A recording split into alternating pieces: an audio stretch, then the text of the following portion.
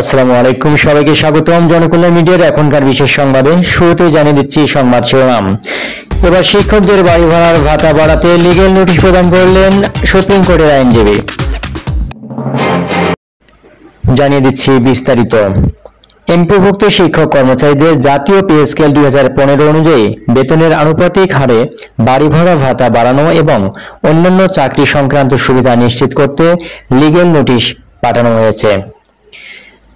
বৃহস্পতিবার সুপ্রিম কোর্টের আইনজীবী অ্যাডভোকেট মোহাম্মদ সিদ্দিকুল্লাহ মিয়া এ নোটিশ পাঠান। নোটিশে উল্লেখ করা হয়, বর্তমানে দেশের প্রায় 30,000 এমপিওভুক্ত শিক্ষা প্রতিষ্ঠানে প্রায় 6 লাখ শিক্ষক কর্মচারী কর্মরত আছেন।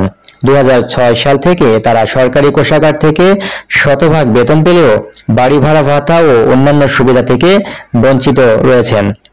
অন্যদিকে সরকারি ও স্বায়ত্তশাসিত প্রতিষ্ঠানের কর্মচারীরা জাতীয় পে স্কেল 2015 অনুযায়ী এসব ভাতা পাচ্ছেন। সম্প্রতি অর্থ মন্ত্রণালয় 30 সেপ্টেম্বরের এক প্রজ্ঞাপনে এমপিওভুক্ত শিক্ষক কর্মচারীদের জন্য মাত্র 500 টাকা বাড়ি ভাড়া ভাতা নির্ধারণ করেন, যা বর্তমান বাজার ও জীবনযাত্রার ব্যয়ের সঙ্গে সম্পূর্ণ অসামঞ্জস্যপূর্ণ বলে নোটিশে বলা হয়েছে। এতে এই সিদ্ধান্তকে শিক্ষক সমাজের প্রতি বৈষম্যমূলক ও অবমাননাকর হিসেবে উল্লেখ করা হয়। নোটিশে আরো বলা হয়েছে, এমপিওভুক্ত শিক্ষক কর্মচারীদের প্রতি এমন আচরণ সংবিধানের 27, 29 ও 31 অনুচ্ছেদের পরিপন্থী। অন্যান্য সরকারি চাকরিজীবীরা বেতন ভাতার হারে বাড়ি ভাড়া ও অন্যান্য সুযোগ সুবিধা পেলেও শিক্ষক কর্মচারীদের এই অধিকার থেকে বঞ্চিত করা হচ্ছে, যা বৈষম্য সৃষ্টি করছে।